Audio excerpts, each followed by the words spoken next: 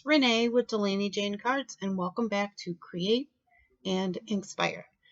And congratulations, Courtney, on your July launch, and I am so glad to be sharing again this month.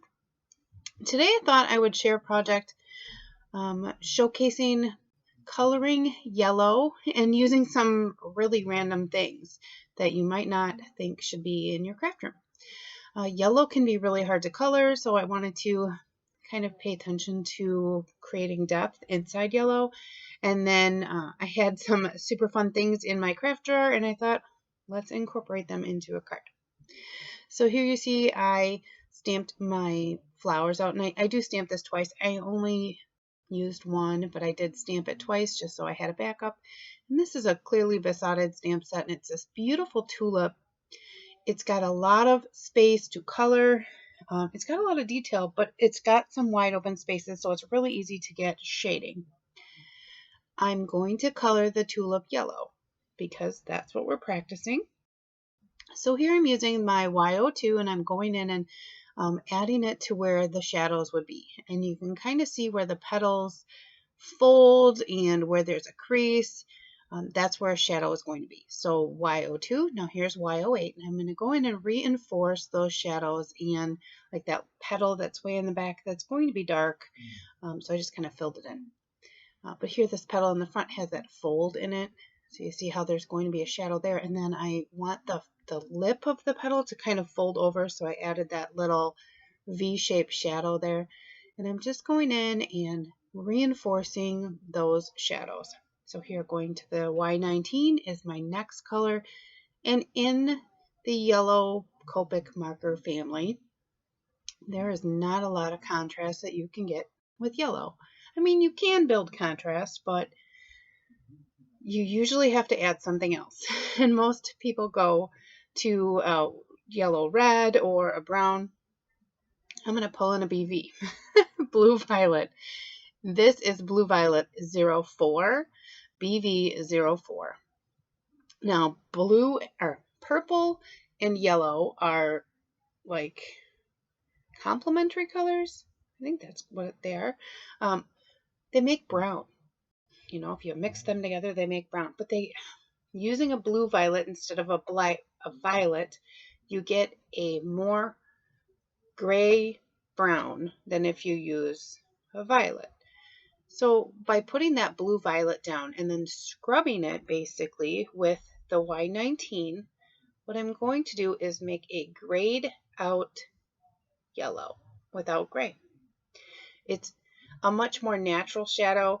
I personally use the blue violets most to shade skin color, but I really like to use them when I'm shading yellow. They just add so much depth, and you can already see how much depth is in this one flower just by reinforcing those shadows with that blue violet.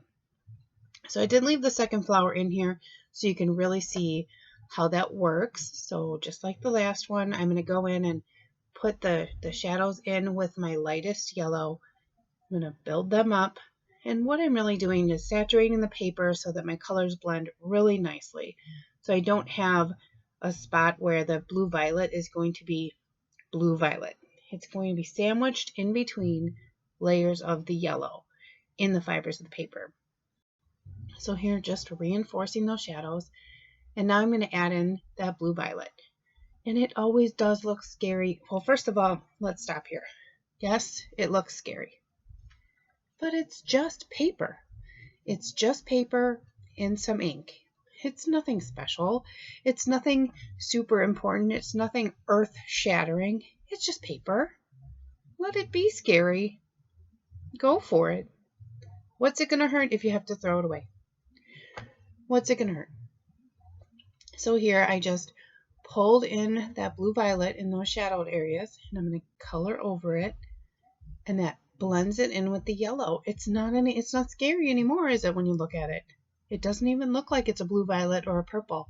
It looks like it's a shadow, and that's what you want to go for when you're coloring, especially when you're looking to get kind of semi-realistic or realistic looking coloring. You don't always want brown as your shadow. Not all my yellow flowers will look like they have brown in them. So I like a blue violet for shadow. I like it with my light earth tones. I like it with my deeper earth tones. I like it with my yellows. I think it works beautifully for a shadow. For the greenery for the flower, I'm using a really, really light green, yellow green, and I'm going to color in the entire thing. Basically just saturating that paper again. YG17 is my deeper tone, and I'm going to put that in where all of the shadows would be, where that leaf lays over the other leaf, where it's folded, where you see the shadow from the flower itself, where the leaf is twisted, and along the edge. I'm going to make sure that I get that darker tone in, and then I'm going to blend it back out. I did pull in another YG marker to blend out that YG17.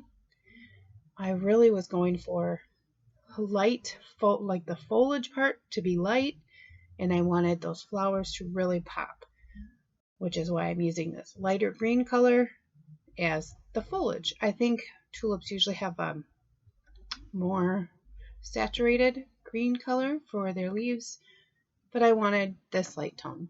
And that's one thing about coloring your own images. You can make them any color you want.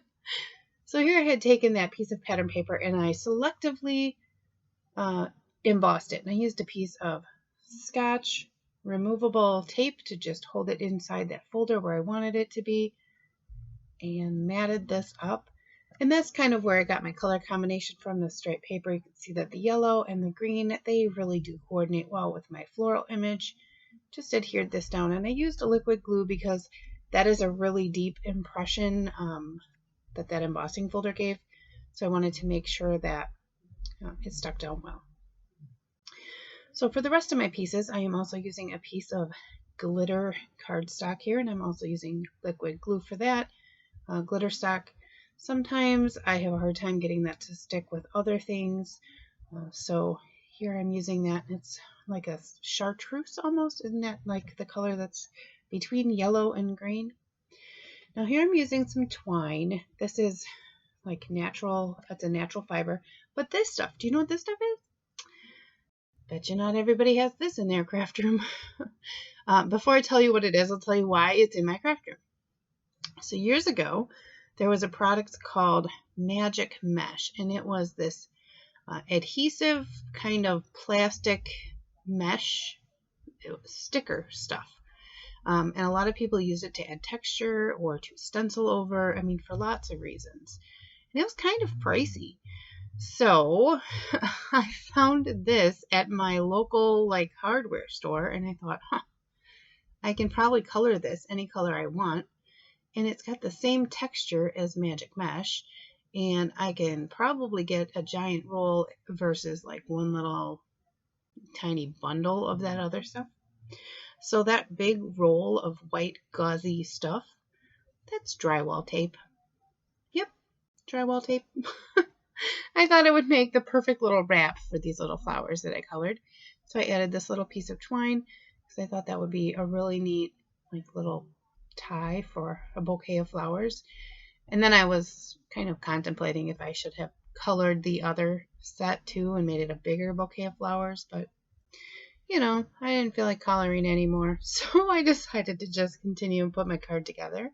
Laid down a piece of pattern paper on my glitter cardstock, again using that liquid glue because I wanted to make sure that it was going to adhere to that glitter paper and adhere to my other layer down. It probably came from a sketch, honestly. I remember not looking at a sketch when I did this, but it's probably a sketch that I've used at some point in my, making cards. And then I decided that it would really make this floral stand out if I laid it against this blue and green polka dot. I wanted them yellow flowers to really pop off there. And you get the texture from the dry embossing, and you have the texture from the glitter cardstock, and you have the pattern, but you also have the twine that is that natural jute kind of stuff. And that drywall tape, there is so much texture, but it's all really subtle, which I like. There's no real black or anything here, which can be jarring. There's no black labels with the white embossing or anything. But I did take this little sentiment stamp here, and it's with love is what it says. And I stamped that on white cardstock with some VersaFine Onyx black ink. I'm going to trim that out to a little label and kind of make it look like a little tag. But before I get to adhering that, I'm going to go ahead and take care of the inside of my card. I stamped the tulips in shadow gray ink. This happens to be my most used ink pad in my drawer, I'm pretty sure, because I use it on the inside of my cards all the time. So I stamped that, and apparently had a spot that maybe wasn't as solid. And then I'm going to go ahead and stamp the sentiment that I picked out from that same clearly besotted set. I'm going to go ahead and stamp that kind of over the floral with the VersaFine Onyx black ink, and it says, "Your friendship means the world to me," and I thought it was just a really pretty sentiment for the inside of my card. Before I adhere my card fronts, I always recrease my card base just to make sure that they lay flat when I put my cards on. And this had so much texture going on that I decided to use the liquid adhesive again to adhere it to the card base. And then I was trying to figure out how to attach this little tag. I decided to use liquid glue because that's what I had. Kind of tucked it in so it looked like it was maybe tied on with the bow, but it's not. Anyway, that is my card for today. I would love to know what you think about it. And thank you for being part of Create and Inkspire. And we are very happy that you're here. And as I always say on my channel, give cards generously. Bye.